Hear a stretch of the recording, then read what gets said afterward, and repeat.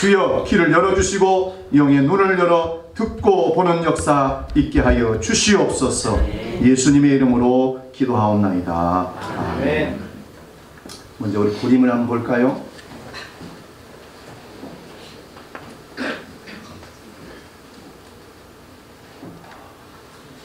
청경자 화백의 미인도라는 그림입니다.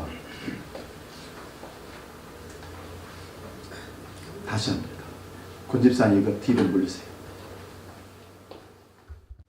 성도들에게 예배 시간에 방해가 되면 촬영 안 한 것만 잘 지혜롭게 잘.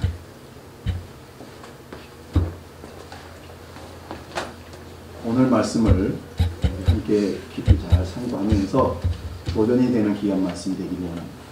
이 그림은 청경자라는 여자 화가가 그린 그림인데 미인도라는 그림입니다. 이 그림이 현대 국립박물관에 1991년에 전시가 되었습니다. 전시가 됐는데 이 그림이 전시가 됐다 해서 청경자 화백이 거기를 방문을 하게 됩니다. 그리고는 한 말이 이건 내 그림이 아니다.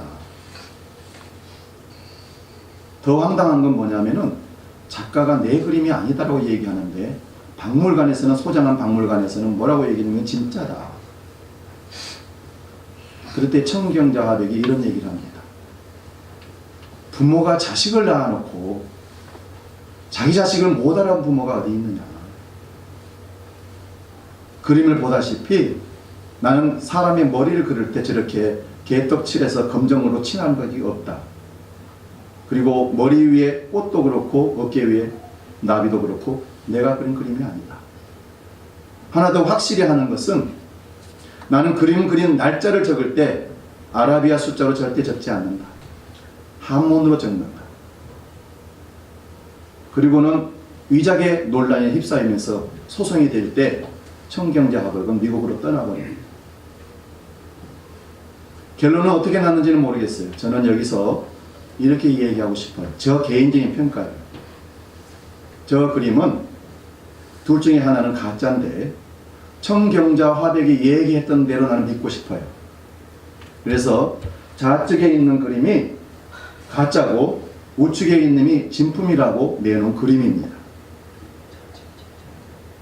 제가 어느 날 10여 년 전이에요. 길거리에 이렇게 잡동사니를 놓고 파는 아저씨가 계셔서 가위 하나가 필요해서 가위를 샀는데 그분이 이렇게 얘기하는 거예요. 이거 명품입니다. 제가 파는 이 가위를 사간 사람 중에 한 번도 반품 해온 제품이 없습니다. 얼마나 좋은 제품인지 싸게 사세요. 싸게 드리겠습니다. 얼마요? 2만 원입니다. 2만 원을 주고 횡재한 마음으로 가지고 고추밭에 가서 고추나무를 전지를 하고 첫 번째, 두 번째, 세 번째 쓰는데 손잡이가 부러져 버린 거예요. 그것도 연필보다 작은 가지를 치는데 툭 부러지는 거야. 제 생각에 이 가짜 나를 속였네. 명품 반품이 한 번도 없었다고? 여러분, 우리 영적인 삶에도 이와 같은 일이 있습니다. 가짜의 믿음이 있고 진짜 믿음이 있습니다. 눈앞에 믿음이 진짜인지 가짜인지 드러나는데 우리의 육안으로는 분별이 불가능해요. 같은 상표를 붙이고 같은 말을 하고 같은 성경을 갖고 같은 교회를 다니니까 믿음 있는 줄 알고 사람들이 다 착각을 합니다. 어쩌면 가짜가 더 진짜처럼 보이는 경우가 얼마나 많은지 모릅니다. 어떻게 이것을 구별해낼 수가 있을까? 이 세상에는 참기름도 가짜, 소고기도 가짜, 사람도 가짜, 가짜 행세를 많이 합니다. 저는 세상에 그럴 수 있다고 난 그것까지는 봐줄 수 있어요. 그러나 절대 가짜이면 안 되는 게 있습니다. 그게 바로 믿음입니다. 믿음이 가짜이면 큰일 납니다. 세상 모든 것이 가짜로 짜가로 돌아간다 할지라도 결코 믿음은 가짜 짝퉁이 있어서는 안 된다는 것입니다. 가짜 하나님을 믿는 사람들이 들어있어요. 그렇다고 하나님이 가짜라는 얘기 아니에요. 자기가 만드는 하나님, 자기 식대로 믿는 하나님, 이건 가짜입니다. 우리가 가짜 신앙인데 진짜처럼 착각하는 일들이 몇 가지가 있습니다. 그 첫 번째가 열심히, 주일도 오고 수일도 오고 매일 주에 와서 청소도 하고 밥도 하고 여러 가지를 합니다. 열심입니다. 전도도 열심입니다. 열심히 반드시 진짜라는 말은 없습니다. 열심을 내지만 가짜인 경우도 있다는 것을 놓치면 안 됩니다. 두 번째는 사람들의 평판과 칭찬이에요. 아, 저 사람 대단하다. 저 사람은 진짜 예수를 믿는 것 같아요. 때로는 거기에 나 자신도 속아버리는 거예요. 아, 나는 진짜 믿음 있는 사람이구나. 근데 가짜일 수 있어요. 세 번째는 연륜입니다. 나는 모태신앙으로 우리 집안이 신앙의 3대, 4대를 지나왔습니다. 그러니까 나는 믿음 있는 사람일 거야. 아니에요. 꺼야지 진짜는 아닐 수 있다는 겁니다. 네 번째는, 이건 진짜 중요한 거예요. 좋은 말씀, 하나님 말씀을 듣고 입으로 하나님 말씀 말합니다. 그럼에도 불구하고 가짜일 수 있다는 것입니다. 이건 목사에게도 해당됩니다. 말씀을 전하면서 가짜 목사들이 얼마나 많은지, 나를 포함한 많은 목사님들이 가짜일 수 있다는 거예요. 남들을 구원을 하나님 말씀을 선포하는데 자기 자신은 가짜로 서 있으면서 믿음의 확신을 갖고 있다고 착각하는 경우들이 있다는 거예요.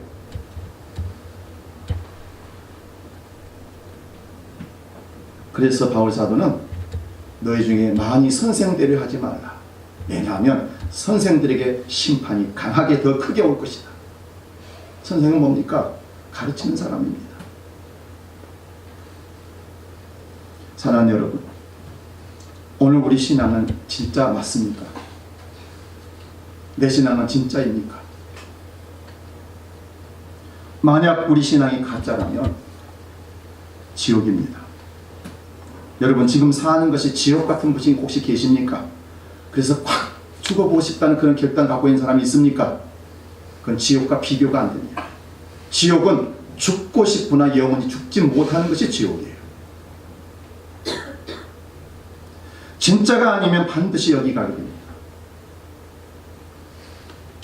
믿음처럼 보이는데 가짜 믿음도 이렇게 설명할 수 있습니다. 첫 번째, 아는 것이 반드시 믿음이라고 말할 수는 없다는 것입니다. 하나님은 창조주요, 예수님은 나를 위해서 십자가에 죽으신 구속주입니다. 압니다. 그런데 그 알미 믿음의 시작은 될 수 있지만 믿음의 완성은 될 수가 없다는 거예요. 이 세상에 예수님이 공생에 들어가면서 이 땅에 오셔서 복음을 전하는데 가장 먼저 예수님이 하나님의 아들이시고 구원자라고 고백한 사람이 수제자 베드로가 아니라는 거예요. 마가복음 5장을 보면 예수님께서 거라사라는 지방을 가게 됩니다. 그 지방에 가는데 그 지방에 귀신 들려서 동네에서 집에서 살 수 없는 사람이 쫓겨나서 무덤 사이에 묶여서 고함지르며 사는 사람이 있었습니다. 거기를 예수님이 지나가는데 그 마귀 사탄이가 들어있는 사람이 예수님을 향해서 그렇게 얘기합니다. 지극히 높으신 하나님의 아들이시여 어찌하여 나를 괴롭게 하려고 여기 오셨습니까? 여러분, 귀신 들었던 사람이 예수님을 정확히 하나님의 아들이고 구원주인 것을 고백하고 있습니다. 알고 있습니다. 그러면 여러분, 이 귀신 든 사람이 구원받은 하나님의 자녀 맞습니까? 아니라는 거예요. 고로 하나님을 창조주로 알고 예수 그리스도를 구원주로 안다고 해서 성경을 많이 읽고 지식을 풍부하게 갖고 있다고 해서 그 사람이 진정한 진짜 믿음을 갖고 있는 사람이라고 말할 수가 없다는 것입니다. 그래서 야고보서 2장 19절에도 내가 하나님이 한 분이신 줄 아느냐 믿느냐 잘하는도다. 마귀 사탄도 알고 떠는도다. 얘기하고 있습니다. 두 번째는 진지한 결단이 꼭 믿음은 아니라는 것입니다. 어떤 부흥 강사 목사님이 부흥을 쭉 하는데 은혜가 넘쳐요. 시간마다 부흥 강사님이 결신자를 확인합니다. 오늘 예수 믿고 천국 가고 싶은 사람 일어서세요. 일어섭니다.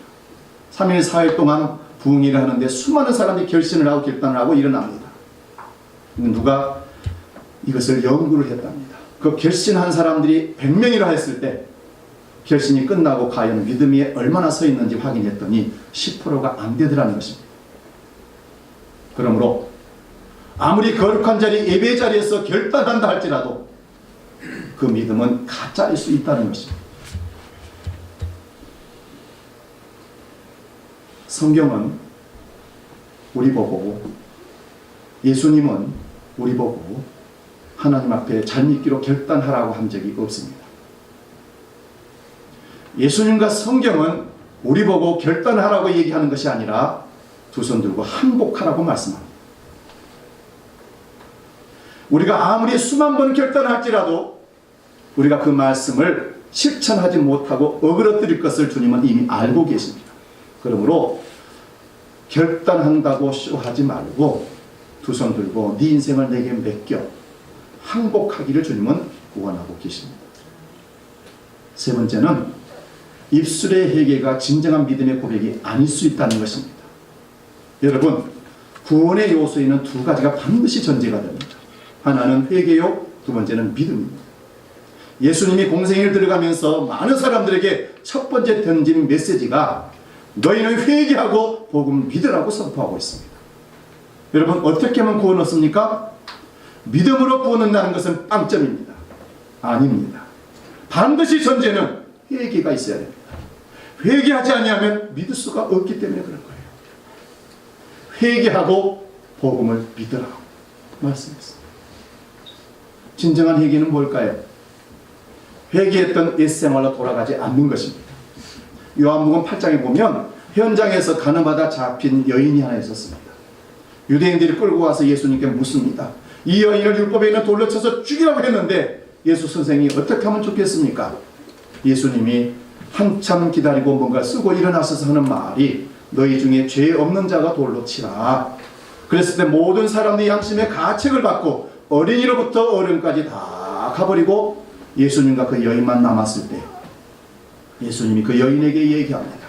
나도 너를 정죄하지 아니하리니 가서는 다시는 죄를 범하지 말라고 선포하고 보냈습니다. 그런데 예를 들면 그 여인이 살다 보니 너무 힘들어서 창녀짓을 또 하게 되었습니다. 또 죄 가운데 들어갔다는 것입니다. 그렇다면 예수님이 나도 너를 정죄하지 아니하리니 했던 정죄의 선언, 용서의 선언, 그것이 무효화된다는 거예요. 예수님의 정죄 선언이 능력이 없어서 무효가 되는 것이 아니라 그 여인이 다시 자기를 부정하는 삶으로 들어갔기 때문에 예수님의 죄, 정죄, 용서의 선언을 무효화시켜버린 것이라는 말씀입니다. 김수환 추기경이 살아계실 때 방송 설교 중에 이런 기사를 내가 읽어본 적이 있습니다. 착하게 사십시오. 선하게 사십시오. 그러면 천국 갈 겁니다. 착하게 살고 선하게 살면 천국 간다고 얘기하는 걸 들으면서 저 가짜. 여러분, 회개하고 예수 믿음으로 선하게 되고 착하게 되는 것이지 착하게 삶으로 구원을 얻는 것이 결코 아닙니다. 예수 믿었으므로 회개하고 믿었으므로 착하고 의롭게 살아지는 줄 믿습니다. 하나님은 구원받은 자의 열매를 찾으십니다. 하나님께서 인정하시는 신앙은 무엇일까? 진정한 믿음은 무엇일까? 까닭이 없이 순전하게, 정직하게, 순수하게 그대로 순종하고 믿는 것이 진정한 믿음입니다. 우리 욥기서 1장 9절 11절을 같이 한번 읽어보겠습니다. 시작. 여호와께 대답하여 가로되 욥이 어찌 까닭 없이 하나님을 경외하리이까? 주께서 그와 그 집과 그 모든 소유물을 사물로 부르심이니이까? 주께서 그 손으로 하는 바를 복되게 하사 그 소유물로 땅에 널게 하셨음이니이다. 이제 주의 손을 펴서 그의 모든 소유물을 치소서. 그리하시면 정령 대면하여 주를 욕하리이다. 여기 이 말씀 중에 가짜 신앙인과 진짜 신앙인이 구별이 됩니다. 진짜 신앙인은 까닭 없이 하나님을 경외하는 것입니다. 가짜 신앙인은 뭘까? 까닭이 있어 하나님을 경외하는 것입니다. 이유와 원인이 믿게 된 동기가 반드시 있다는 겁니다. 병을 고치기 위해서, 사업의 축복을 위해서, 자녀의 복을 위해서, 이것이 까닭이라면 그 가짜라는 겁니다. 까닭 없는 사람은 어떤 사람일까? 하나님, 그저 나 하나 생명 살려주시고 나를 하나님의 자녀 삼아주신 건 나는 감동합니다. 난 다른 거 바라는 거 없습니다. 나 이대로 예수 믿고 천국 가는 것이 소원입니다 하고 순수하게 정직하게 믿는 믿음이 까닭 없는, 이유 없는 믿음이라는 사실입니다. 이게 진짜입니다. 오늘 사단이가 욥의 믿음에 대해서 불신을 하면서 하나님께 도전합니다. 하나님은 그 도전하는 사단의 말에 이렇게 얘기합니다. 내가 사랑하는 내 자녀, 내 종 욥은 정직한 자고 진짜 믿음 있는 사람이다. 사단은 도전합니다. 아닙니다.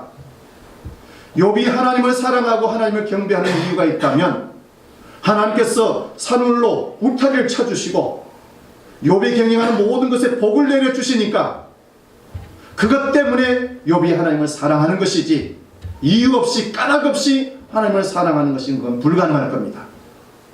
하나님, 시험 한번 해볼까요? 하나님이 사단에게 시험해봐라. 단 욥의 생명은 터치하지 마라. 여러분, 하나님의 말씀은 항상 사실이고 진짜입니다. 사단은 항상 출발도 가짜고 항상 부정입니다. 진짜는 가치가 있습니다. 가짜는 가치가 없습니다. 까닭 없는 진짜의 신앙, 이거는 사람들이 잡을 수 있는, 돈으로 얻을 수 있는 것이 아니기 때문에 영원한 것이고 가치가 있는 것입니다. 신앙의 가치는 그 사람이 갖고 있는 마음 중심에 그 어떤 가치에 있습니다.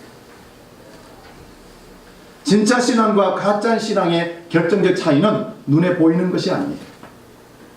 보이지 않는 내면 마음의 중심에 잘 잡고 있는 그 가치가 진짜인지 가짜인지를 드러내게 합니다.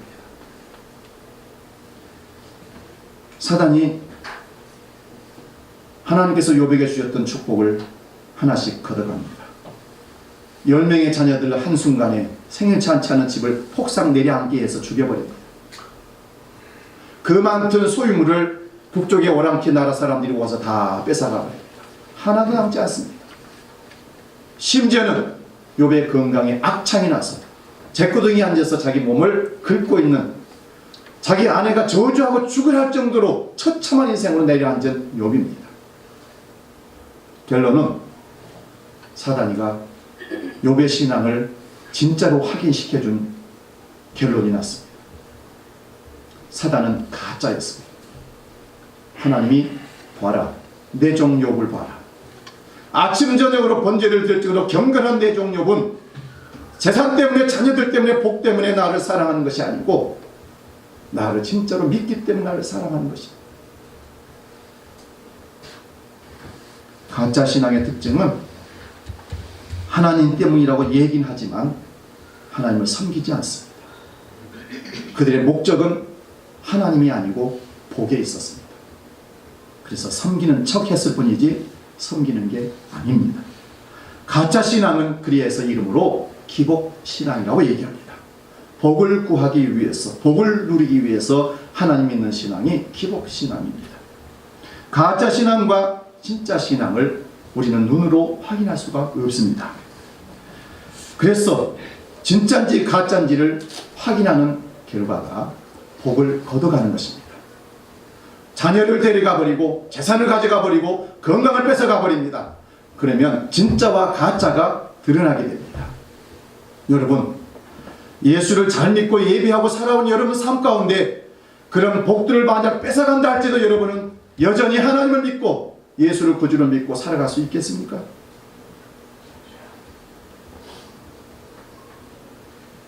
사단은 자기 말을 증명하는 데 실패했습니다. 실패가 정해졌던 것입니다. 왜냐하면 하나님은 욥이 그러지 않을 것을 믿고 봤기 때문에 그렇습니다. 인간의 본성은 끊임없이 자기 존재 가치를 긍정하려고 합니다. 그러나 성경은 우리 인생을 부정시킵니다. 너 십자가 앞에 죄인이야. 너 가짜야. 너는 죽어야 할 사람이야. 바울 사도는 그래서 날마다 나는 주 앞에서 죽노라 얘기합니다. 여러분, 순금을 찾아내기 위해서는 뜨거운 불이라는 것이 필요합니다. 그 불 속에 금강석을 집어넣고 돌려서 불순물을 다 제거하고 99.9%의 순금을 빼내는 데는 뜨거운 시험이 필요합니다. 마치 우리 아이들이 학교에 가서 공부를 하는데 누가 공부를 잘하는지 성실하는지 알 수가 없습니다.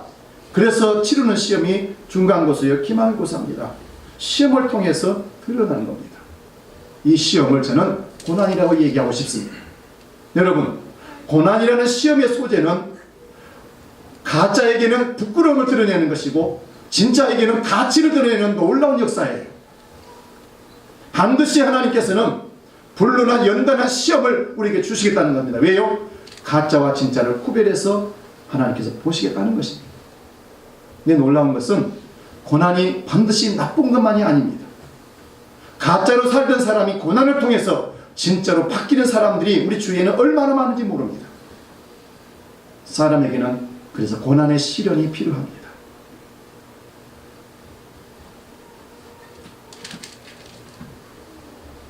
진짜 신앙과 가짜 신앙이 얼마나 비슷한지 사단도 속어 넘어갑니다.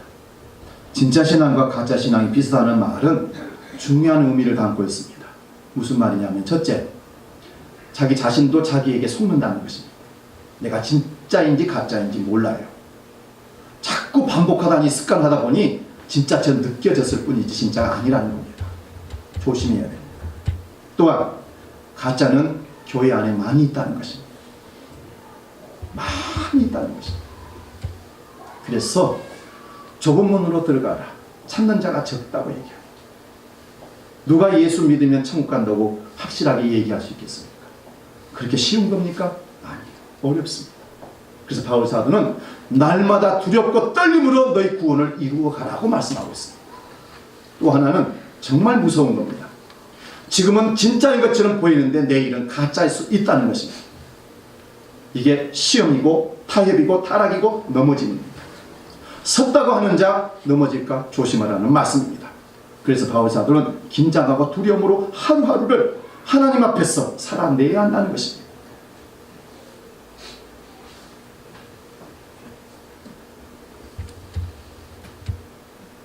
우리 하박국 3장 17절 18절을 통해서 하박국 신앙을 통해서 진짜와 가짜의 신앙을 한 번 더 발견해 보겠습니다.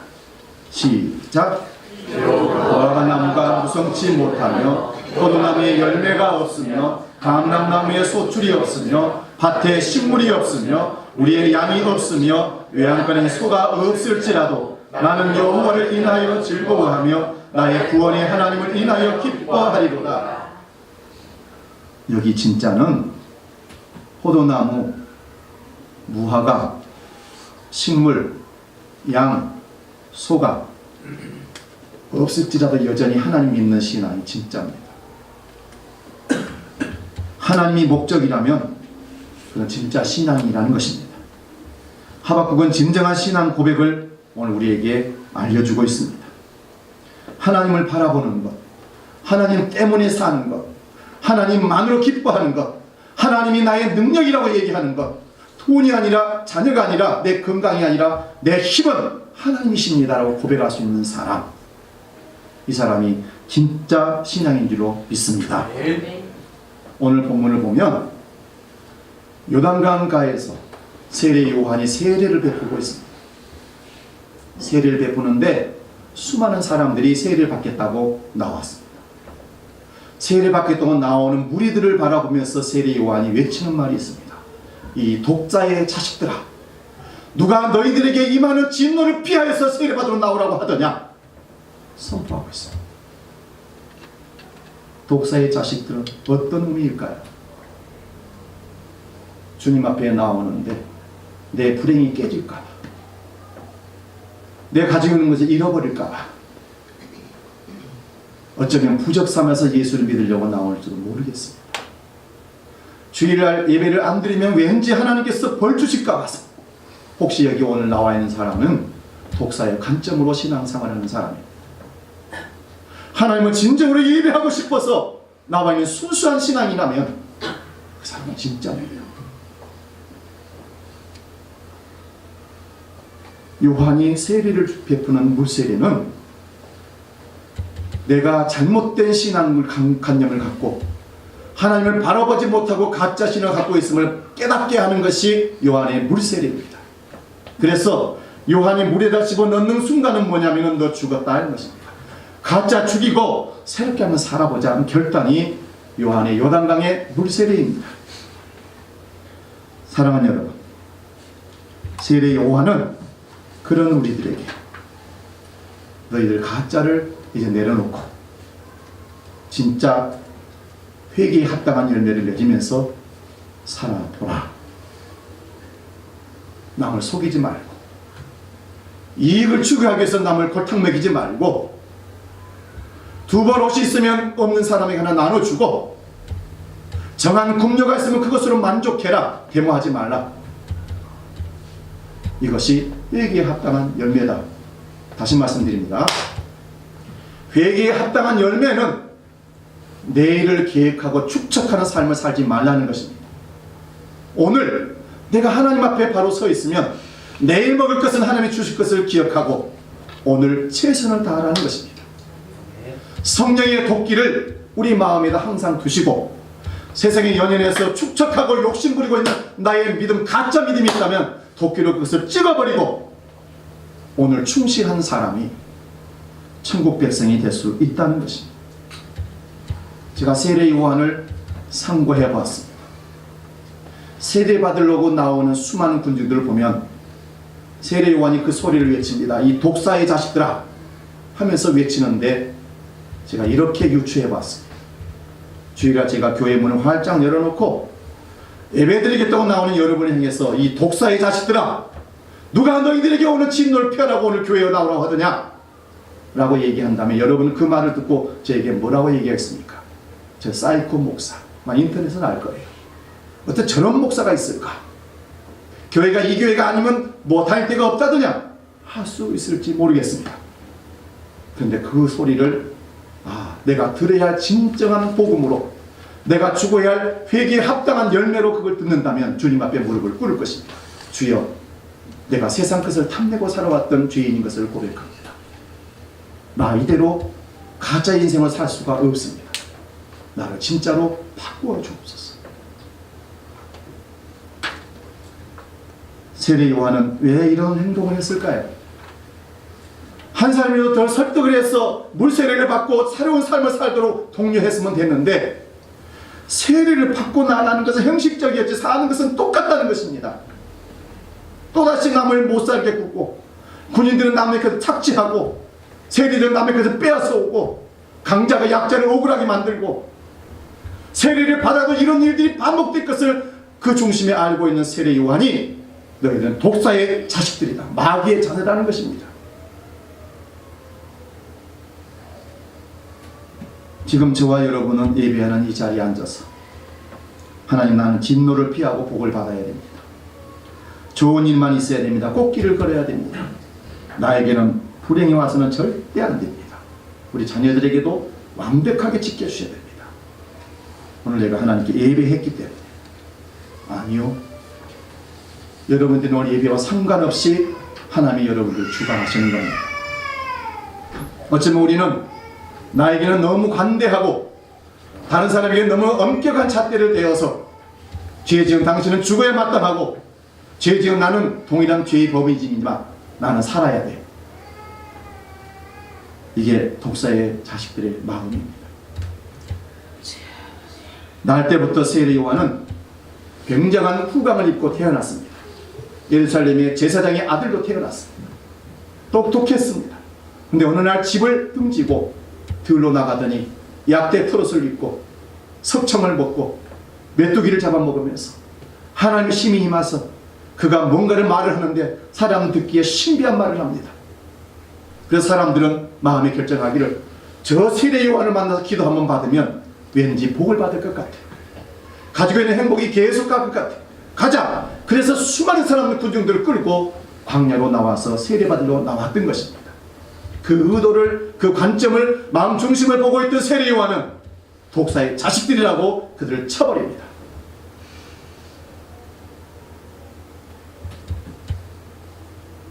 율법대로 말하면 너희들은 저주받아 마땅한 백성이야. 그러므로 돌아가서 회개에 합당한 열매를 맺어라. 그러면서 예수님이, 세례 요한이 이런 얘기를 합니다. 너희들 속으로 자녀라고 자기들에게 칭호를 줬던 사람은 하나님이 아니고 자기 스스로가 자기에게 인정을 하면서 붙였던 이름이에요. 그걸 내려놔라. 하나님의 자녀되고 아브라함 자녀되는 것은 하나님이 결정하는 거야. 너희들이 율법을 잘 지키고 신앙의 행위를 잘해서 이제 우리 아브라함의 자녀이니까 복받았다. 그 가짜야. 그거 누가 인정해야 되는 거예요? 하나님이 인정해야 되는 거예요. 나는 교회 다니고 그리스도인이니까, 목사고 집사고 권사니까 천국 준비되어 있겠지? 아니요. 그것마저도 내려놓으셔야 돼요. 매일매일 오늘 하루를 사는 인생으로, 오늘 내가 최선을 다하고 주 앞에 바로 서 있으면 내일은 하나님께서 덤으로 주시는 날이지, 내일을 우리가 기다리고 준비한다고 오는 것이 아닙니다. 진짜는 하나님이 나를 알아주실 때까지 나를 죽이고 기다리는 것입니다. 사랑하는 여러분, 모양이 진짜를 말하는 게 아닙니다. 형식이 진짜를 말하는 것이 아닙니다.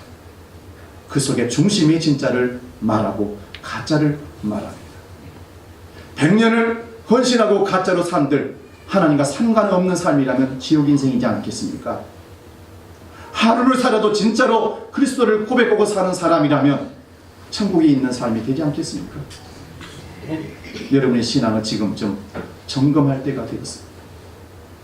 가짜도 언제든지 진짜로 바뀔 수 있는 가능성이 있고, 진짜도 언제든지 넘어져서 가짜가 될 수 있는 가능성이 있다는 걸 생각하면서 하루하루 믿음 생활을 정직하게 하시기 바랍니다. 진짜 믿음은 반드시 하나님이 드러나게 하실 겁니다. 그 믿음으로 승리하는 저와 여러분 되시기를 주의 이름으로 축원드립니다. 기도하겠습니다. 하나님 아버지, 세상이 부여해준 존재 가치 의미를 가지고 가짜이면서도 진짜처럼 행동하는 우리의 모습이 있다면 이 시간 내려놓게 해 주옵소서. 세례 요한의 입술을 통해서 존재의 가치가 독세의 자녀들과 돌멩이보다 못한 존재라고 우리에게 선언하고 있습니다. 날마다 스스로를 자고하고 부정하고 성령의 도끼로 나를 찌겁고 내려 고쳐서 날마다 하나님이 쓰시는 진정한 진짜 신앙인, 겸손한 신앙인, 순수한 신앙인, 인정하는 신앙인 되게 하여 주시옵소서. 예수님의 이름으로 기도하옵나이다. 찬송가